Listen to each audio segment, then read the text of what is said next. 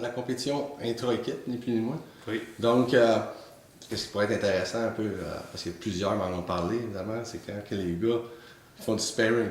On va parler vraiment du sparring. Conte-nous un peu, là, une shot justement de compétitivité, que tu te rappelles une journée. Je suis sûr qu'à un moment donné, t'es arrivé qu'il y en avait deux, trois, puis hey, aujourd'hui, je t'en fais, hey, je t'ai vu, tu sais, vous êtes relancé. Conte-nous juste comment ça peut se passer à peu près. Oui, absolument. Les journées de sparring, c'est jamais facile. Tout le monde veut performer, tout le monde veut gagner. Puis en plus, il n'y a rien qui est plus proche d'un combat de boxe que le sparring. Disons qu'on a eu pas mal de journées avant, au mois de janvier, pendant le temps des fêtes, ou autour de Noël, quand Dougie se préparait pour son combat championnat du monde contre Lamont Peterson.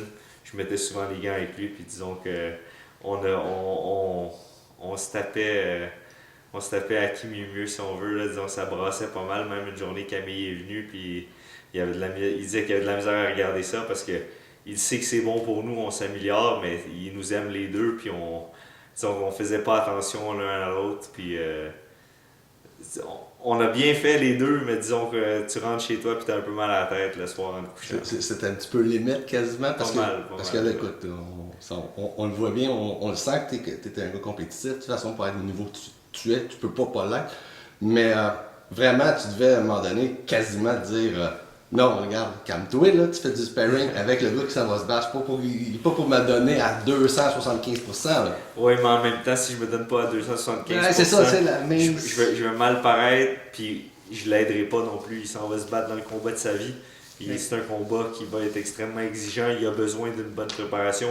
La boxe, là, c'est sûrement le seul sport qui a plus de blessures à l'entraînement que le soir des combats. Tu sais, au hockey, c'est très rare que les gars se blessent à l'entraînement. Quand ils se blessent à l'entraînement, c'est une bad luck, c'est parce qu'il y a une rondelle qui est arrivée au mauvais moment, mais ils font attention, ils se retiennent. À la boxe, il n'y a jamais de retenue. Il faut qu'on aille à fond, sinon tu n'auras pas les bons automatismes, tu n'auras pas les bons réflexes. Donc, l'entraînement est dans le gym de boxe, le sparring est toujours à 100%, toujours. C'est sûr que des fois, on pratique des particuliers, justement. C'est exactement des stratégies. Et puis, on n'a pas toujours non plus confronté à des gars de haut calibre. Donc là, quand on commence avec des gars qui commencent ou des gars qui sont moins avancés dans leur carrière, il faut faire plus attention. Mais dis-toi que quand moi et Dougie, on met les gants ensemble, ou moi et Madouma, il n'y a pas de...